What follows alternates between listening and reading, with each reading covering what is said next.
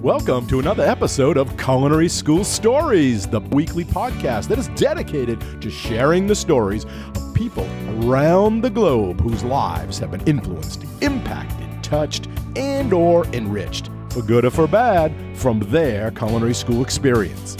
Hi, my name is Colin Roach, and I'm your host. Thanks for joining us today. You are an important part of this show, where we ask the question, what's your culinary school story? So now, without any further delay, let's meet today's guest. Hello, everyone, and welcome to Season 3 of the Culinary School Stories podcast, a proud member of the Food Media Network. And if you have not yet subscribed to the show, please do so. It is free, and we would love to have you as part of our community. You can follow the show and subscribe for free through your favorite podcast app or through our website at www.culinaryschoolstories.com, which is also where we store all of the podcast's past episodes and our guests' bios and contact information. So be sure to check it out. So now, without any further delay, I would like to introduce today's guest, who has a great story to share with all of us. He has been a colleague of mine for many years and someone I consider as a friend. Chef Jorge de la Torre, welcome to the show. Thanks for having me. I'm so, the best part of that is that you consider me a friend, because that's what I consider you. That's awesome. Thank you. All right. Great. I'm excited to hear all about what you've been doing out there in Denver and, what you're doing now. I want to get all caught up. But first, maybe you could just tell us where your love of food first came from and where your love of cooking and how it eventually you ended up in culinary school with that love. Sure. Well, I always love my I think it starts with my family. So I always tell people, your love of cooking either comes from two ways. Either your family were great cooks and they loved food, or your family were horrible cooks and they didn't like food and you did it out of necessity. It's usually one of the two, right? Yeah, so true. So mine was luckily on the side where my parents were, both of them, fantastic cooks. They were super adventurous. They loved trying any cuisine at any time. They loved to go to restaurants. It was an event and something really special. So I always enjoyed it. I always have good memories of going out or eating food. Awesome. And so then you kind of decided that this is going to be a career and you're going to pursue it. Did it start in high school, college? Where did it? Yeah, I mean, it kind of started in high school with a few great, literally we were going to some very nice restaurants. I always say that it was before Thomas Keller, when it was run by just a couple, having been able to go to the French Laundry. So it was run by, like I said, a husband and wife team, and it just blew my mind. And I remember we were in the Wine Valley and I was eating these foods. Like I tried pesto for the first time. I distinctly remember going, what is this, man? I mean, it is great stuff. And I remember eating smoked Cornish hens and, I couldn't believe how great it was. I'm from New Mexico, so, we have green chili and red chili down, but this was a whole new world.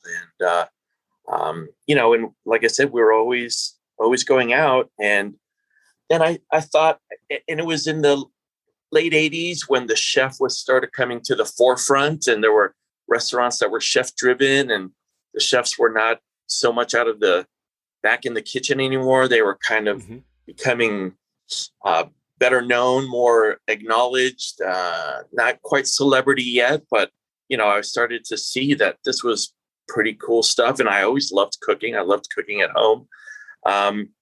My dad and my brother were in architecture, and I loved architecture too. And I thought post high school, I went into architecture. Those were my first years at the university, but I really loved cooking and I loved it the whole time. And one of my jobs during college was cooking at restaurants. And the first one I got was because I'd expressed to my dad that I would think I was going to go the chef route. And that, as usual, is in any culinary that usually doesn't go great, right? It doesn't, it's not. You want to do what? Yeah.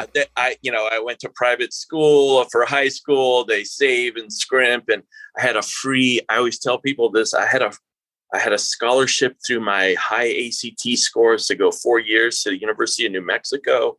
And I was like, I don't want to do that stuff. I just want to go to culinary school. And they're like, are you out of your mind? Like my dad came from experience because his family owns a hotel and a restaurant. And so he knew the whole life, how physically and mentally demanding that job is and how it never lets up. So he did not want that for me. Right. I mean, and he didn't mind if I had a passion for it, but he's like, I don't think you understand what you're getting into. So he found it to try to find the most hard ass, nasty chef he could find in Albuquerque, where I'm from.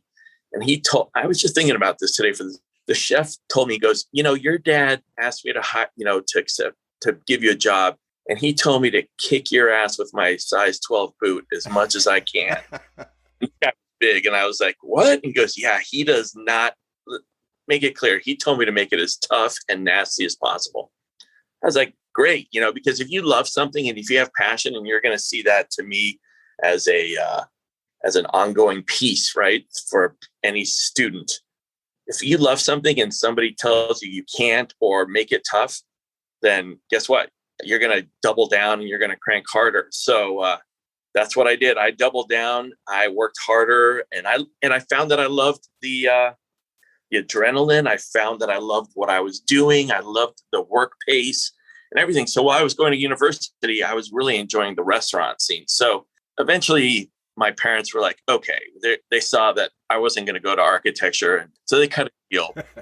And I still didn't want to go to university. I was still dumb enough to give up a free scholarship. No, I didn't, but I would have had my parents not swayed me otherwise. But he said, okay, well, this is where I see that there's a lot of issue in restaurants, and where I see my parents felt like they don't have business sense. They have good craft skills. They're great at what they do, but they don't know how to make it into a business. And so you need to, really think about that. So I went into business, and I tell, when I used to do tours for Johnson & Wales, admissions tours, I used to tell them it was the most boring 4 years of my life, man. It was boring. Like, that's not my style. That's not a chef's style, to be learning about accounting and economics and human resources and all the things that you think are not necessary, inane, boring, unsexy about being a chef. But what I tell people is, in the end, was the most important piece. Like, first of all, it gave me another education, in arts and sciences. It developed me as a whole, but it also taught me about business. And at the end, I tell people, we're just selling food, but we could have been selling tires or nails or shoes or something, but we were selling food. We were selling a nicely crafted food, but the food can be delicious, but if you didn't know how to market it, stay viable, stay in the profit, then it didn't matter how good your food was. It really just doesn't. So I did business school. I went to University of New Mexico. I really just did not enjoy it. I mean, I look in retrospect, it was the best part, but that's what got me to my goal, was getting to go to California Culinary Academy. So then that was the deal with your dad. You had to go and get that degree before he was going to let you go to culinary or pay for it. No business degree. Then I could go to culinary school, but at culinary school, I was cut off. Like, there was going to be zero support. So, I was dumb, but I'm not that dumb. And so I finished. I got my degree in business and finance, and then I went to culinary school, and that's where I really, really thrived. I mean, I just had a great time. It's because it's something that I wanted to do, right? Sure. Now, why did you pick the school that you did? Did you look at other schools? What drew you to that one? Right. I didn't know much. So this is going to be astonishing to a lot of students, but this was pre-Google days. So I didn't have many resources in Albuquerque, New Mexico. I didn't even know where to look for culinary schools. I'd heard of a few. I'd heard of the CIA. I hadn't even heard of Johnson & Wales University. I mean, I'd never heard of them. Mm-hmm. And those aren't schools that come to a college school at a Catholic prep school. They don't, Johnson & Wales nor California Culinary Academy nor CIA came to our schools, but I had seen there was a show on PBS called Cooking at the Academy, and it was culinary, by the California Culinary Academy. It was a PBS out of the San Francisco station, and I'd heard of CIA because that was the most popular one, and I thought the only one at that point. And at that time, that California cuisine, mid '80s, late '80s. Was super hot. 90s, this California Alice Waters, Chez Panisse, Stars, Jeremiah Tower, and guys were going nuts up there. And so, and like I said, my time at the, going to French Laundry, going to Sonoma, Napa with my parents, I just thought San Francisco was the end all be all. And plus there were a lot of restaurants that were just ridiculously hot at that time there. And it was relatively close to home. They were super supportive to me. And, they would get back to me. CIA, for X or Y reason, didn't. And that's kind of why I chose. I mean, and so it was great. And I went to San Francisco, and it was phenomenal. Yeah. That's great. It's so funny that you mentioned that, because that's kind of what happened to me when I picked my culinary school. I was working at a country club in Miami, and I'm from Boston, grew up in Maine. And I decided I want to go to culinary school because I want to better myself. So I needed to find a culinary school back on the East Coast, and didn't know. There was no Google. So I went to the library, and I asked the librarian, and she gave me some educational college book, and I went through it, and I tried to find something in Massachusetts that was culinary related, and that's how I found Newberry College, and I applied because I wanted to get to Boston because I had relatives there, and I knew I could live with them and kind of cut my costs. Right. I never thought about that until you just mentioned it. Yeah, when we had to go and do that research and find where we were going to go, it was a little bit more challenging. Yeah, it was way more challenging. And I'm sure there I know there were schools out there. I mean, there was Johnson and Wales, which was doing fantastic. Kendall College. But I had zero idea. Baltimore Institute, all the Neckies. No clue. Yeah. There's no websites, nothing you can go find. Nothing. Coming to our schools. Yeah. Yeah. These kids these days have it so. So what did you do when you got there? Did they have dorms? Did you have to get an apartment? No. And how did that go? There were no dorms, and it was Midtown in the, it's not there anymore. It was in the Tenderloin, which was the most unsavory of neighborhoods. And, my parents at that point were like, okay, we're going to do this, but you're kind of on your own. And I had friends who lived there. And so I kind of looked for a place, and San Francisco was expensive then, and it's ridiculously expensive now. But yeah, I ended up living with two of my girlfriends that I had from high school that were there. One worked for The Gap and the other worked for Oracle. So they were moving out there during that time, just pre.com. And they had a studio and a walk-in closet, and they shared the studio they had, and I lived in the walk-in closet. And so on a foam in my sleeping bag under all their clothes, and until I found oh my gosh, I think about this. It was a halfway house that I finally got my own place room. And not in a great part of town, but it was a room with two bathrooms at each end of the hall. So it was like a residence. It was and people lived in their homes and in their little rooms. And I had a sink in my room, and then there was a common kitchen, and then two common bathrooms. And there were about 10 people. I was living with, ladies of the night, drug dealers, the craziest character, man. A total San Francisco story. But now, did your parents know that you were doing this, or no? No, they never. I just let them know that I was still living with my friends in the nice part of town. But but they were kind of like, I remember they're like, you found a place for $350 a month, and I was like, and they're like, huh, is it all right? And my friends were like, we're not coming to visit you. You have to come to us, So, but I don't care. It was fine. When you're young, you're invincible. You do crazy stuff. And when you're doing something you enjoy, you're like, the other stuff doesn't even matter. Right. That's the place to sleep and relatively safe. And that's all I needed, you know? So tell us about the school itself. When you got there, was it what you expected? Did they give you knife kits? What was your first class? Was it like, wow, this is really what I want to do? Or how did that go? So we ran in 2 segments. There was an AM and a PM. My first year, so I had already had a bachelor's degree, like I said, and that was the first year that they were going to have an associate's degree. So they were really super happy about it. And the first day, every freshman, and they had rolling enrollment because they went year round. It was an 18-month program. And they had rolling, like I said, about every 3 months, they brought in a new group.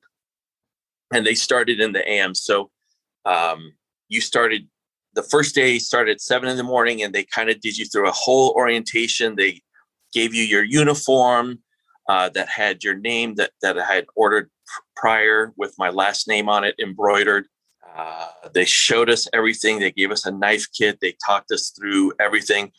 And then they'd also told us, hey, today's going to be the longest day because you're going to go through orientation and then you're going to start class that day. So we went through orientation, from 7 to like 1, had a break. And then from 1:30 to like 7:30, we went to class. And my first day, I'll never forget, butchery, we're all in press whites that they're not even pressed because they're right out of the bag. So they're creased, right? I mean, creased where they were folded, unhemmed, kind of goofy looking, right? But we all would look the same.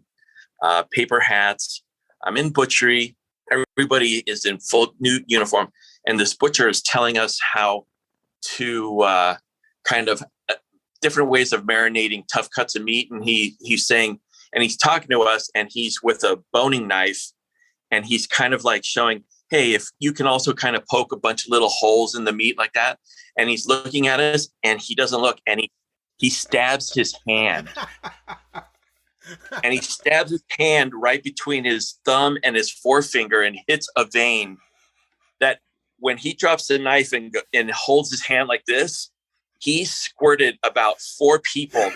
Somebody took a bottle of ketchup and just sprayed it. And so like all these 4 brand new uniforms. New uniforms, blood all over, girls screaming, guys going, holy, like this.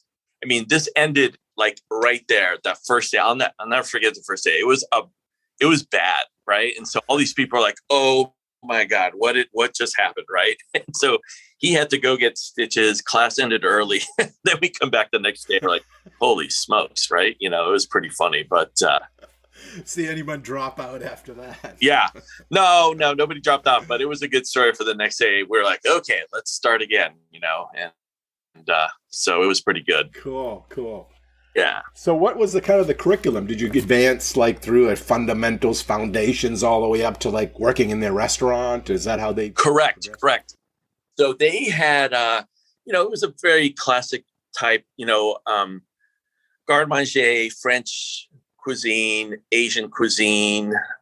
Classic, baking and pastries, 1 and 2 breads. So it was a good foundation of a little of everything. It was really nice. They had 2 concepts that you were going to go through. One was a fine dining, and then it was kind of more of a pub. And then they had a bakery that was open to the public. So the foods, the baked goods that were made, scones and stuff like that, they went to the bakery. So there was a production demand that was needed to sell at the bakery that was open to the public. There was lunch at both the pub and the fine dining, and dinner at both. And then on Fridays, there was a huge buffet that was very well known in San Francisco. 1, because the price was ridiculously great, because it was students, and 2, people really, the food was actually pretty good. So people would come and we would do table side, we'd have buffets. Garde-manger really pretty much worked all week for Friday to set up all their compost salads, terrines, valentines, galantines.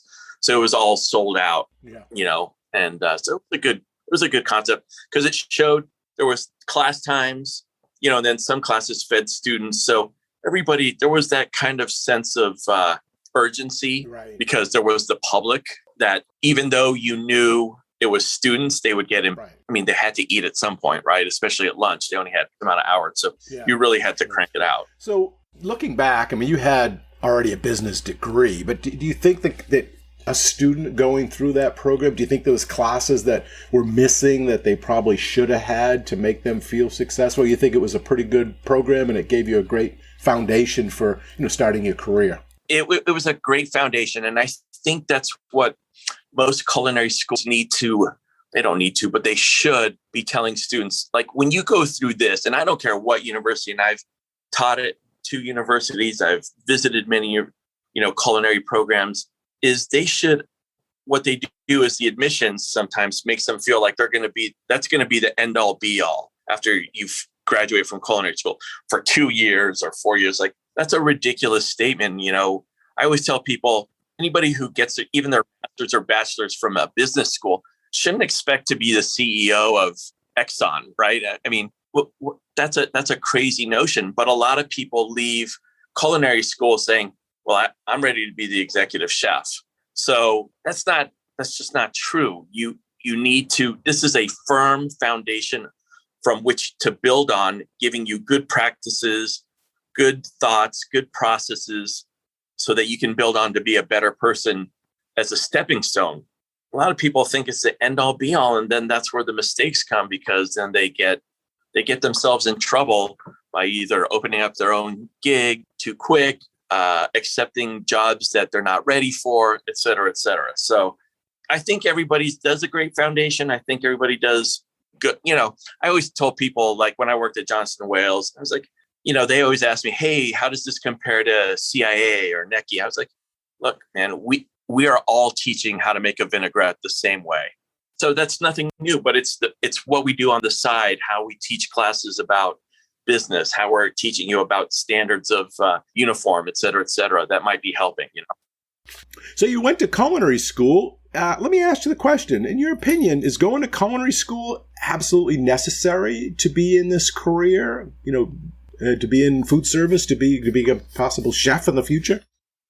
So the short, quick answer is it's not absolutely necessary. I mean, there were many great chefs before culinary schools came into prominence in the late 70s, 80s, right? So it's just not true. But does it help? And does it help the trajectory, in my opinion, of a quicker life? So let's talk pre-culinary school. There was an apprentice program. They probably were there since 14 years old, and it was a long process, and the trajectory was slow and possibly upward mobile if you were good and talented, and kind of but one-dimensional too. Like, you weren't learning other things. You were learning the ways of this one chef or the other chef, et cetera. And maybe that was fine. And if you had talent, then maybe they helped you moved on. But culinary school helped move that trajectory kind of in a sharper upturn, because it gave you those basics. It whittled down. And so I always tell people, hey, look, I will never say that any education at any point is a loss or a waste of time. That's just to me, a ridiculous statement. Right. But I also have to admit that it's a luxury for some people to be able to afford any type of education. But if you can't afford a culinary school education, that shouldn't be your stopping point if that's something you're passionate about, because there are apprenticeship programs, and there's just mentorship, and there's the ability. I mean, it's probably one of the easiest, in my opinion, one of the easiest careers to build yourself, if you really want to, by just going and asking somebody to do it. And it's one of the few ones that you can. I mean, I often would say you can't do that with being a lawyer or being a doctor. You just can't start following people around the operating room and figure it out. That's you need school. I get it. This one, you could probably do that. There's plenty of people who have made a great success. Many of the instructors you and I worked with, they didn't go to culinary school, and they forgot more than I'll ever know. I mean, they were super, super knowledgeable about the culinary world or baking and pastry world. But it does help, and any education you can get, any way that you can pack your mind and you can pack your experiences with is going to be helpful. Right. So, right. And culinary arts is an art. It's a craft too. So there's, that artistic part in there. So maybe you could talk about passion. Where does that creative part into play there to be whether you're successful or not? Right. And this is what I tell people too. I want them to remember that it is an art. And when people, they go to Juilliard and people go to LA and they want to be an artist, they want to be an actor, they want to be the first chair at a symphony. The odds are pretty low. Like most actors, I have a good buddy, he's an actor. And I mean, I would imagine most actors want to get paid Julia Roberts, Vin Diesel, Tom Cruise money, right? I mean, right. But the fact is those are and so the chefs, for lack of a better term, they want to get paid Guy Fieri, Emeril Lagasse kind of money. Well, the fact is that those are very small percentages, but that doesn't mean that you can't have a very successful career. My buddy who's an actor has a very successful career, has been in movies here and there, but he found out that acting also means doing commercials, voiceovers, stock reels, things that I didn't know were even part of the actor's world. And that's what the great thing about culinary is. It's not about being a chef at a 3-star restaurant. There's so much in that culinary world, research and development, working for other types of culinary field areas. That's what it should be opening up, is that education is showing you, yeah, there's more than restaurants. There's more than hotels. And you and I know, I'll tell you that you and I, when we went to culinary school, we never thought we were going to be where we are right here, right now. Not in 1,000 years. Not in 1,000 years. Nope. We didn't know that this was even possible. But by you and I, and remember, let's call you Dr. Chef Colin Roche, right? You got the most education out of all of us. We realize that there's way more that we can do from what we have. We blossom and pick on it every day. So right. It is totally possible. Yeah. As long as you keep wanting to learn. But passion is about that passion. You and I have that passion for culinary. So we keep striving and feeling and seeing how we can keep that in our lives without having to be in restaurants, and knowing that, okay, culinary, it's an art. And that is something that's talent and driven. You cannot teach that. You cannot teach passion. You can have good skills. You can have knife skills.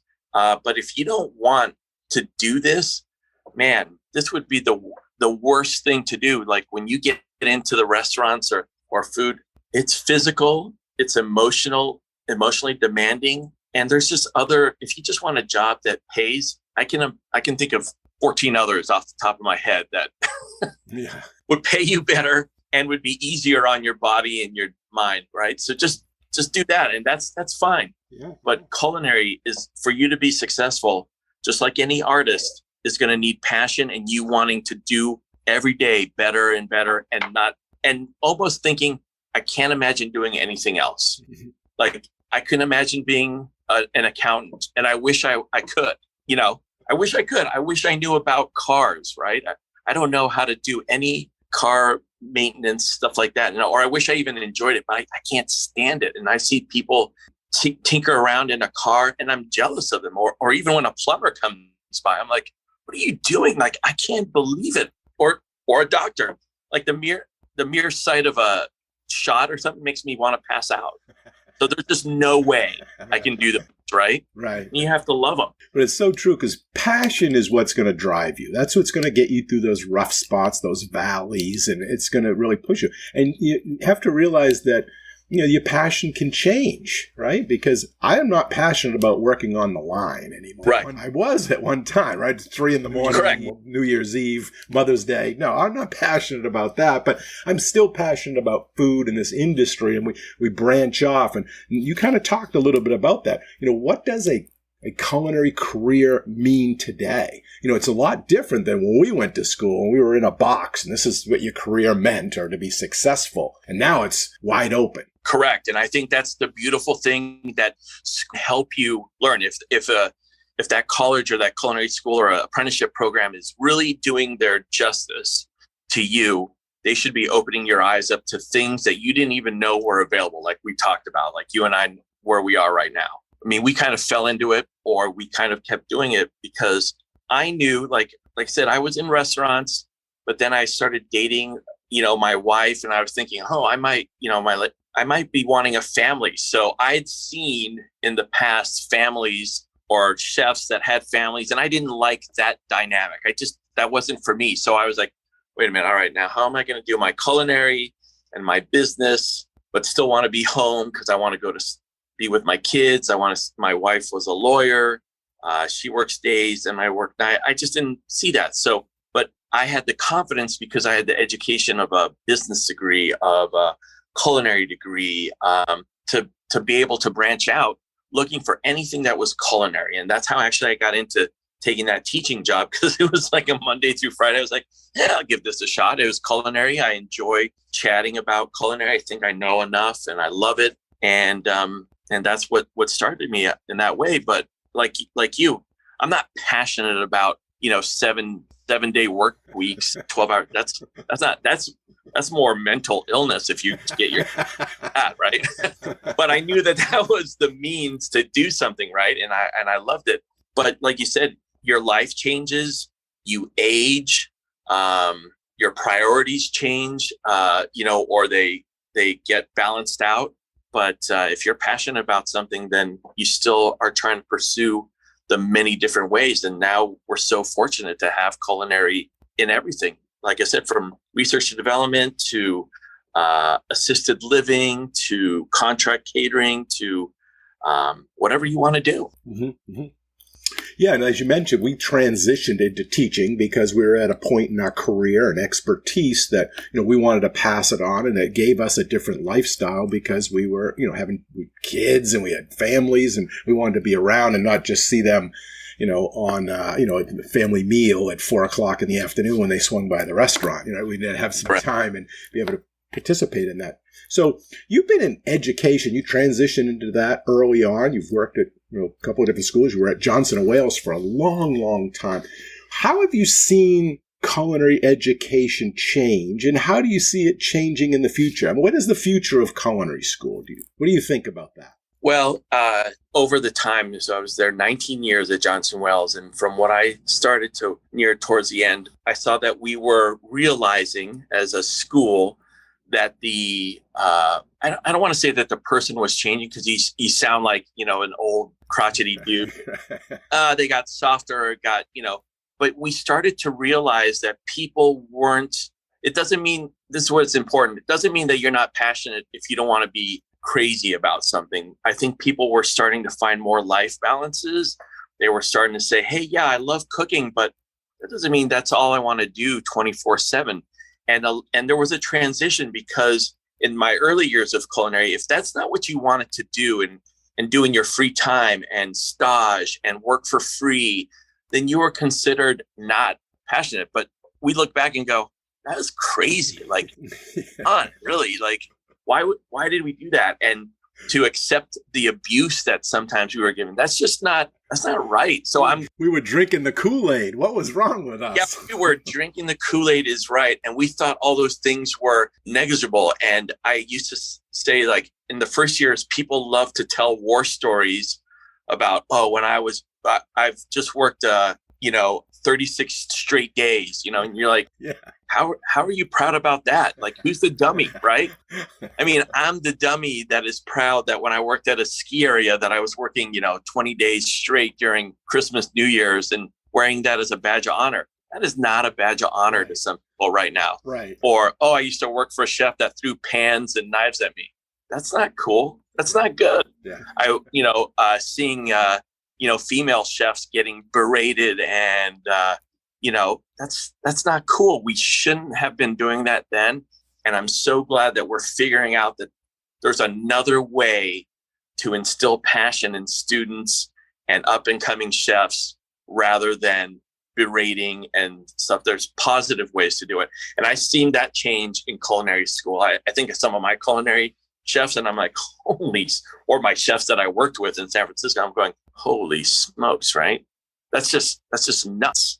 And now I would never want any chefs at any culinary school that, and especially we had great chefs, but some we had to change. Like, that's not how we do it anymore. We don't talk like that to students anymore. We treat everybody with respect. And I think that's the good change that's happening. And I hope it keeps going on because it needs to get better every day. Yes, I agree. Yeah, change has been there and is needed for a while.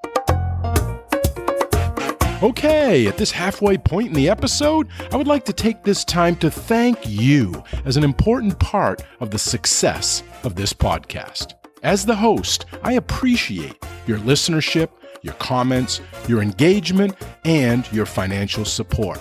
You may not realize that it takes a lot of resources and funding to produce this show week after week and season after season, including the out-of-pocket expenses of website costs, hosting platform fees, post-production editing, equipment updates, domain names, and on and on. And there are numerous ways you can help support the show and defray some of these costs.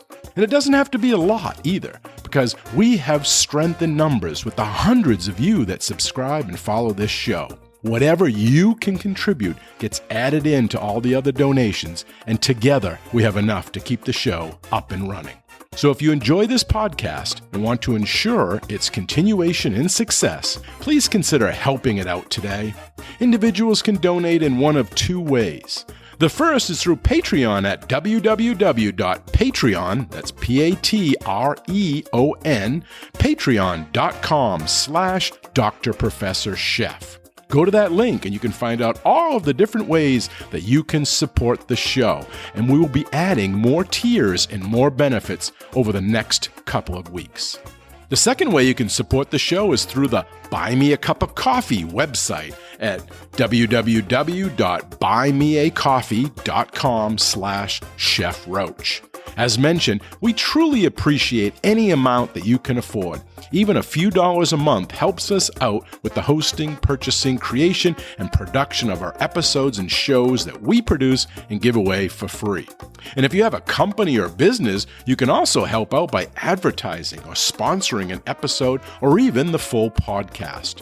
This is super cheap to do, and you will be surprised at how economical it can be.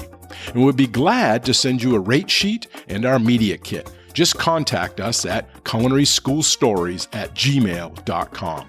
Okay, and all of these links will be put into the show notes section of this episode, so you can go there to check them out. And I'll also include a lot of others that I hope you'll check out as well, and share these with others that you know. Again, thank you for all that you do. We truly appreciate your listenership and support. Okay, now back to the show. So we talked about the changes in culinary school, and that was more from a student perspective. We've seen the students change over the years, from when, we went to culinary school. But how do you see... And faculty too, sorry to interrupt, but the faculty too have done great changes too. They realized, the good ones, let's put it this way, the good ones realized there were different ways.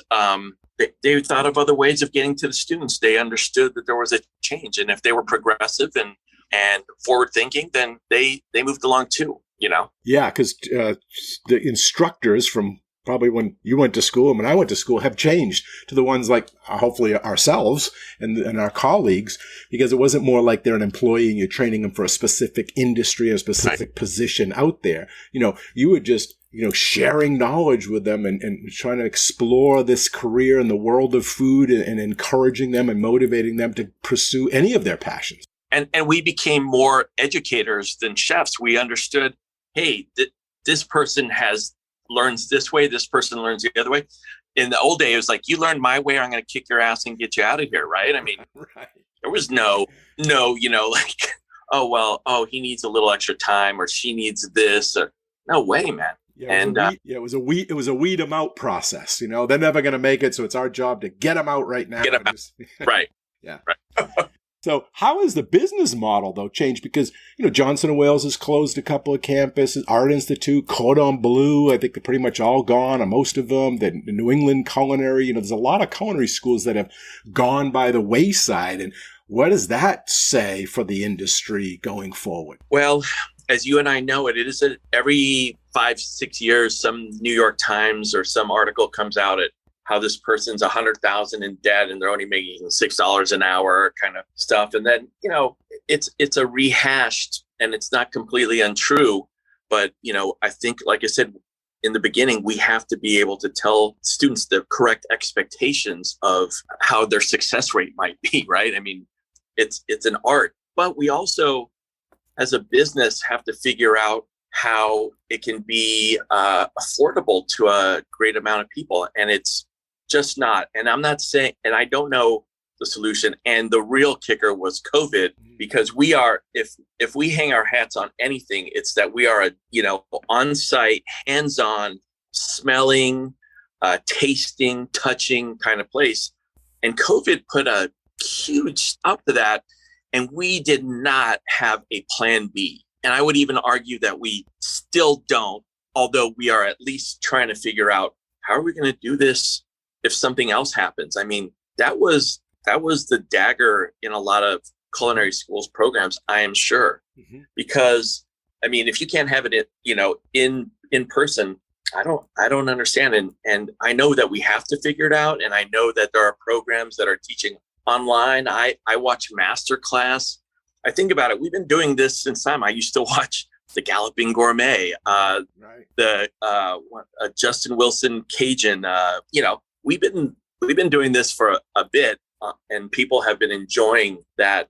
But we have to figure out how to do it. And I think a hybrid of being able to do apprentice programs like back before culinary schools, but still engaging some pieces of the university, the arts and sciences, to make them a whole person rather than a vo-tech where you're, like you said, training for one thing one way. That's okay, and that might be the comfort level of some people. I'm not saying that that's wrong, but if they can do a little apprentice programs, some classes, getting a bachelor degree in whatever in the university, or getting an associate's or certificate program, getting as much education, like I said from the beginning, as you can afford and you can, then I'm all for it. But yeah, it was a boom, and now it didn't seem to be sustainable, mm-hmm.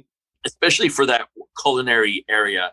But I think if universities are going to be forward thinking, they have to start thinking of the ways in which culinary affects the world that is has jobs that are really, the return on investment are really good, like maybe job security, things that are more government issues that are maybe not cooking in the culinary kitchen, right? But still culinary based. And some of that could still be online. We always never thought that would ever happen. Right. But it has happened. And some Ruby, and there's a bunch of other companies out there that have done a great job on. I've taken some of those classes. Yeah. Even myself, I've taught at the, formal level and actually the hobbyist level too. And now I'm doing Zoom cooking classes. People have been asking me to do it. And I'm like, that's like fun. And you can actually do it with the technology today. And even doctors are doing it, right? They're having these MD web, meetings, and they're diagnosing you and stuff. I mean, I guess technology is going to have to jump in and replace some of that.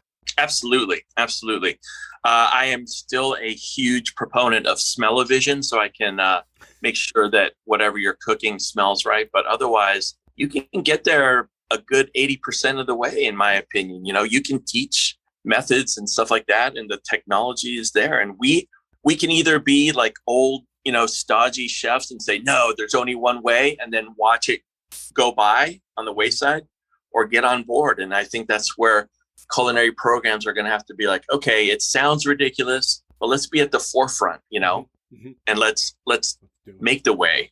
And like you said, the apprentice part could come into it. It could be like, graduate school where you do it online and then you got to go do a residency, right? To go in for your dissertation or whatever it is. Right. You could do that in culinary school. You could do it online, and then you got to go to the school or to a local restaurant or to a hotel and do some kind of practical test to prove the skills that you've been learning online. Correct. I'm all for that. Right. And I think it's going to have to be, and it will open it up to many more people that even in the hottest times of culinary school, when you and I, we were running, I used to run 3 segments at Denver, like from 6 to noon, noon to 6, and 6 to midnight, because we were just busting at the seams. And when every culinary school was killing it, and there were art institutes, there were still a huge majority of people that could not afford to be part of it, even though they had the passion and the desire. Yeah. So hopefully this will open up to everybody. Yeah, that'd be great. So let's jump into the industry part of it, because we've been talking about the changes in culinary school and somewhat to do with the industry and adapting and changing as an industry. But can you talk a little bit about work-life balance and how it's affected you from, when your early days to where you are now, and where do you see it going and with future students and future culinarians? So I was fortunate, and, some people like you and I were able to forge our own way because we had enough in our quiver to be able to say, okay, I don't need to be in a restaurant because I know enough about this, or I could go into education and I blah, blah, blah. And the papers and the credentials and experiences back this up. But some people, what we need to do is, and so you and I were fortunate enough, like I said, to find that work-life balance, to make decisions based on how we wanted our life to go. Because we had enough to be able to make that leap. Now, some people might be spending all their time or stuff in the restaurant business and can't make that leap because they didn't get enough education. That's all they could afford. Again, I was talking, it's a luxury. But it is incumbent on the culinary program to make whatever it is, restaurants, hotels, a viable career option. And that's where I think people are, especially now, post-COVID, I think a lot of people were like, wow, what was I doing working 14 hours a day, 6 days a week, putting myself on the line with no health, no benefits, no vacation time, when 95% of the other life are getting bennies, they still have their job. How crazy am I? And we have to get to that. Pause kind of made everybody rethink it. Like, what was I doing? Yeah. And why do I want to get back into that?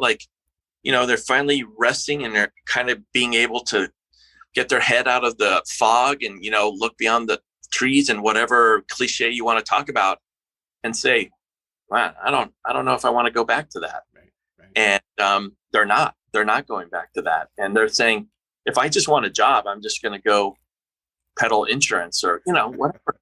Because at least I have my weekends and nights, and they get Mother's Day off, and and that's crazy, and that's where we have to be. I can go to Target or Walmart, get $15 an hour, right, benefits and everything, and weekends off, and what am I doing? Yeah, exactly. Why would you do that, right? And I think it owes to the people who are passionate. If we want it to go forward, we have to make it so that it's a viable career option, not just a work option. And I think those are two different. One's something that you want to develop and have for a lifelong, Mm-hmm. And we got to make it possible, because those days I think are gone now. And I applaud that, because, and when everybody complains like, well, if I pay them this much, then I have to raise price. Yeah, let's just do it. We have to, we have People to make will pay it if they want restaurants to exist. That they want to go out, and you see that stuff all the time. Like, oh, no more smoking. Well, they're not going to come to my bar anymore because now we don't even talk about smoking anymore, right? Yeah. And guess what? Bars are still open. Things are still fine. There's adjustments, and it's for the right reasons. It's just so crazy that we fight things that are just silly. They're silly. Like, why would you want somebody to work, indentured practically? That's not right. Right. Yeah. Kill them. Use them up and dispose of them. Yeah. Spit them out. Get a new one. Why not develop them from the start? Right. So awesome. So where are you now? What are you doing? Tell us about your newest venture there and how people can get a hold of you if they want to reach out, ask you questions about it. Sure. So right now, I am I can't even tell you how fortunate I am. And fortune comes to those who are prepared, right? And like I said, all the education, Johnson & Wales was kind to me to make me get my master's in education, and that's something I would have never done. You would think that I'd gotten smart from my parents saying, hey, get this. And I go poorly into the education realm. So I like to tell that people, like, I'm your best example of education, because I don't I don't thrive on it. I like when you say you get your doctorate, I mean, that just makes me cringe. I'm like, oh my God, that is so much work. And even my master's degree it was great because it helped me. It was an adult education, and that's what I was teaching. How could I not want that? But man, I was like a cow to slaughter going to that, man. And now I realize how great it is. So I don't learn easily, but I do appreciate once I go there. So the piece about that is now at Johnson & Wales, they closed down. They left the kitchens here at the Denver, and it was bought in by a nonprofit called Buku, Business and Community Westwood, and they have in their umbrella something called Kitchen Network. And we are a commissary, an incubator, and an accelerator that helps minority and BIPOC people, give them a low barrier of entrance to start their food product. They also help them how to get permitting, how to navigate the government systems, the certifications, everything. Wow. So I have these kitchens now that not only serve that population that we talked about, we're never able going to take advantage of what Johnson & Wales had to offer. And now I have these beautiful kitchens that Johnson & Wales kept up wonderfully. They outfitted, like you and I know, they took care of our students very well. And that's nothing to be, ashamed of. It was always a point of pride of our kitchens. And now a whole new people can do it, can benefit. And I love to be a part of that. And we also now have workforce development people. So in lieu of Johnson & Wales or art institutes or places that have gone by the wayside, we have work options for women, which helps women that were incarcerated find a culinary curriculum. So they teach here. We're now teaching the ACF's apprentice program here. We're teaching some neurodivergent people about barista in a coffee shop in our beverage lab. So we're trying to get all, and then we have Skills Academy who's hopefully coming in, and they help vets. So I'm trying to help these different people that need it, that can do so well in the culinary world, besides people who just want their food trucks, they want their farmers market products, giving them a low barrier of entry. And that's, man, of all the things, I would have loved for Johnson & Wales to stay here. I had a great time. It was a great run. But for this to be the outcome, it's the best outcome I can think of. Yeah, the education, everything continues, right? More people are still learning. It's just a different audience now. But wow, that's awesome. Open to the whole community now, open to anybody who wants. So that's unbelievable. So how can someone find out about it? Is there a website, or do they get in touch with you? How if someone wanted to find out more and maybe participate or get involved? Yes, we could go to kitchen. It's kndenver.com, and I will let people know that. And sure, I'll put it in the show notes if sure. The link. I'll and say, if someone's listening and want to look afterwards, they'll have the Kitchen Network.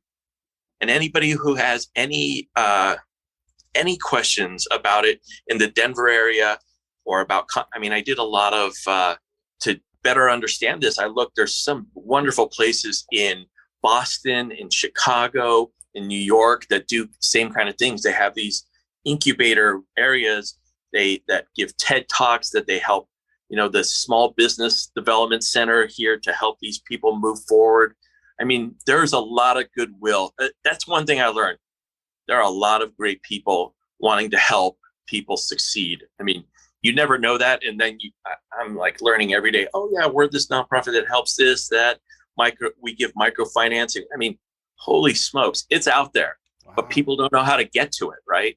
People had no idea. So I'm trying to help them, build careers so they can be successful. So if someone wanted to start like a jelly company or candy or something of baked goods, they would use something like this. They would go there as an incubator, get help starting it as a business and then developing the product there.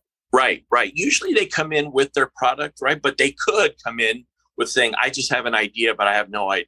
So for instance, there's a person who says, I want to do a better burger that rivals McDonald's, for lack of a better term, or a fast food chain if you don't want to use McDonald's. They go, but I want to do it meat and pea protein based, kind of like the Impossible Burger. So it's still kind of meat, but gosh, at least it's a little better. But I don't know how to do that. So we can come help, Wow. We have people that can consult and stuff like that. But some people say, hey, I already have a hummus that is my grandma's and it's so good. I just don't know how to get it to market, or I need to process it, or I need to make it in batches of 30 gallons. And I can't do that in my home kitchen. We can help with that too. So a lot of people come with their own recipes and a lot of people come with ideas. We can help both. Awesome. That's great what's going on there. I'm happy. So as we come to our end of our chat today, before we wrap up, is there any last minute advice or guidance you want to leave with the listeners? Something you want to share? Maybe it's someone that came to you and asked about culinary school, culinary careers. Yeah. The thing is this is, again, like I said before, this is a career that you can kind of get a pretty good idea of what the future holds for you, or if it is everything that you thought it might be. Again, I don't know what the reason was. We can joke that either your parents were great cooks or they were horrible cooks, or that you enjoy Food Network, or you enjoy the Master Chef, or the Hell's Kitchen kind of stuff. That's if that's what got you interested, that is great. But go look at the reality. Do yourself and your family a favor of going to work in something that you think that is what you like. So if you think you want restaurants or catering, do yourself a favor, because your parents and yourself, you're going to move mountains, you're going to make sacrifices to do this kind of schooling, but it's something that is easily identifiable by going to a restaurant. And just, even if you're the host, or even if you're a busser, or even if you're prepping, you kind of get the gauge and you see, oh, wow, this is what I like. My heart pumps when I do this. I see myself doing this, or going, whoa, this has nothing to do with what I saw on TV, or nothing to do with what I thought was cool. Thank you very much. I'm going to keep it as a hobby, but I'm going to move into something else. It is, go check it out. I tell people, you would not buy a car without test driving it. Right. Nobody would do that. And yet so many people come to culinary school without any experience of even just spending a summer, rather than being a lifeguard or working at the mall. Go do this. Go check it out, because you'll be so happy. And when people came from high school and go, oh, I was in the culinary program and my summers I worked this, I was like, man, you are more than 50% to success, right? Because you've done it. I understand. You have at least a better understanding than the normal person of what this means. Man, you're going to be successful. And it validates what your belief is, right? It says, yes, this is true. I've tested it. I've done my due diligence. I'm ready to go all in. And now everybody's better equipped to help you too. Like your parents, your family, scholarships, they're going to be best used by that. So you owe that to yourself and to everybody who's supporting you. Yeah, so true. So when people after a month at Johnson was like, oh, it's just not what I thought, I don't like the smell of garlic, or, I'm like, it was hard for me to feel sorry, because I was like, well, you had a chance, right? What'd you think you were going to do here? Yeah. Just figure it out. It's better the day before you get married than that day after you get married to walk out. Right? So true. Yeah. Well, that's just about all the time we have for this episode. And I want to first thank you, Jorge, for coming on the show today and sharing your culinary school story with all of us. Really appreciate your time and your insight and your honesty.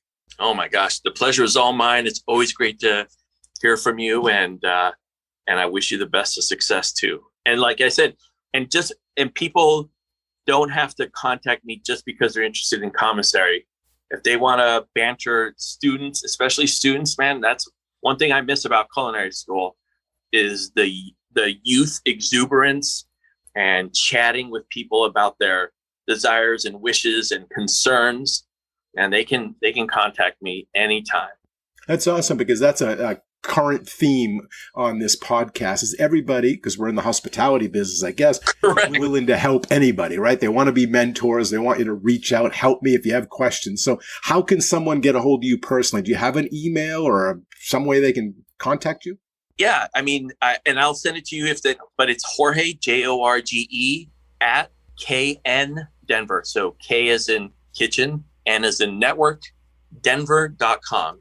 Jorge at kndenver.com.